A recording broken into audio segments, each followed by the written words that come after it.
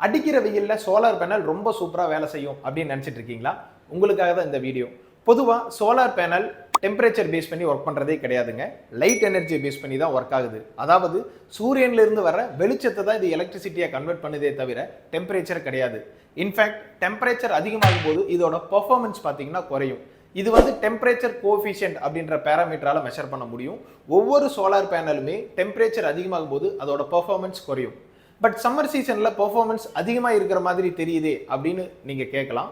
இதுக்கு என்ன காரணம்னு கேட்டிங்கன்னா, சம்மர்ல சன்லைட்டோட டியூரேஷன் பார்த்தீங்கன்னா ரொம்ப லாங் பீரியடா இருக்கும். அதாவது காலையில ஆரம்பிச்சு சாயந்தரம் வரைக்கும் சன்லைட் இருக்கு. இந்த டியூரேஷன் அப்படின்றது அதிகமாக இருக்கிறதுனால குமுலேட்டிவ் ப்ரொடக்ஷன் சம்மர் சீசன்ல அதிகமாக இருக்கும்.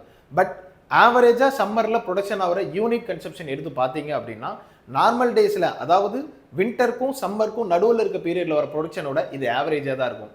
இதற்கு என்ன காரணம்னு கேட்டிங்கன்னா, டெம்பரேச்சர் கோஎஃபிஷியன்ட். வின்டர்ல பெரிய அளவுக்கு நமக்கு சன்லைட்டோட டியூரேஷன் அதிகமாக கிடைக்காதுங்க. ஸோ அதனால அந்த பீரியட்ல இருக்க பெர்ஃபார்மன்ஸ் உங்களுக்கு டெம்பரேச்சர் கம்மியாக இருந்தாலும் ப்ரொடக்ஷன் கம்மியாக இருக்கும். சம்மர்ல பெர்ஃபார்மன்ஸ் ட்ராப் ஆனால் கூட டியூரேஷன் அதிகமாக இருக்க ஒரே காரணத்தினால தான் நமக்கு அதிகப்படியான அவுட்புட் கிடைக்குது. பட் சம்மர்ல கிடைக்கக்கூடிய அதே பெர்ஃபார்மன்ஸ் வின்டருக்கும் சம்மருக்கும் நடுவில் இருக்க சீசன்லேயே நமக்கு கிடைக்கும். ஸோ சோலார் பேனல் அப்படின்றது டெம்பரேச்சர் பேஸ் பண்ணி ஒர்க் பண்ணுற சிஸ்டம் கிடையாது, லைட்டை பேஸ் பண்ணி ஒர்க் பண்ணுற சிஸ்டம். தேங்க்யூ.